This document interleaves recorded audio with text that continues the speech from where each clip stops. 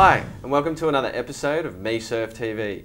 Today I'm chatting with the first surf psychologist ever on the ASP tour. And he's also shared time with guys like Kelly Slater, Andy Irons, Clyde Iacocca and Taj Burrow.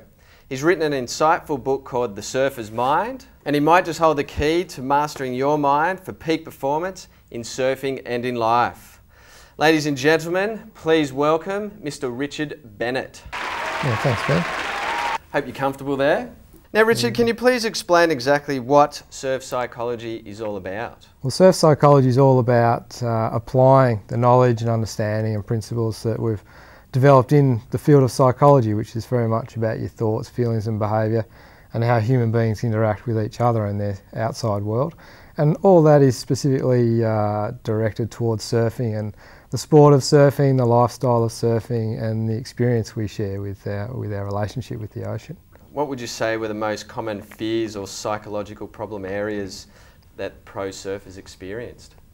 Well, surfing is one of those sports that's got the two fears. You know, it's got the imagined fear or the fantasy whereby people become nervous and anxious about things that aren't actually a threat to their physical person, like they're worried about ratings, points, sponsorship, how good their opponent may be, what it might mean whether they win or lose this heat. So they're creating and sometimes catastrophising or exaggerating what the actual challenge is, and they can become quite nervous about that.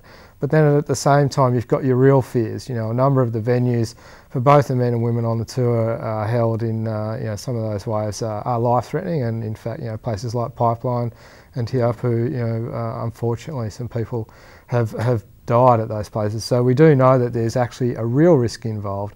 So there's a fear that's based on the real risk as well. Well, my book is really written for anyone who walks down the beach with a board under their arm and wants to paddle out and ride this wave better than they rode their last wave. On a practical or applied sense, you develop your body, then you feel confident about your body, so you surf better. You do time with your shaper, you develop your equipment, you feel confident that the board under your feet is going to work in those conditions.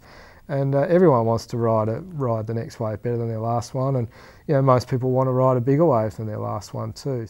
Now, the mind, as you know, can only handle so much. Like taking, for example, Taj Burrow, a kid who's been on the tour for over 12 years, and someone who was touted as being a future world champion from his first arrival on the scene. Now, old Taj is no longer a kid. The clock's ticking to a certain degree. Like, what advice could you offer a guy like someone like this who's battling time and an unfulfilled expectation, I guess? Well, the first thing to do is to let go of expectation. Right. Because expectation by definition is a focus on the outcome.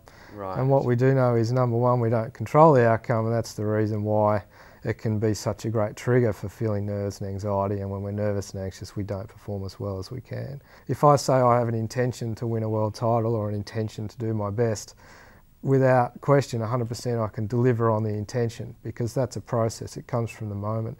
If I say I expect to win or I buy into other people's expectations, then I'm always manoeuvring to get this thing over here rather than just riding the waves and enjoying the journey to get there. I just want to wrap up with a little mind game called word association. So how that works is I'm going to say a few words and I want you to say the word of the first thing that comes to your mind. Snake. Jake. Kook. Me. In small waves. Bra boy. Charges. Charges, yeah. Nice. Yeah. Mate, very interesting, and it's been great. It's been a pleasure actually having you on here today.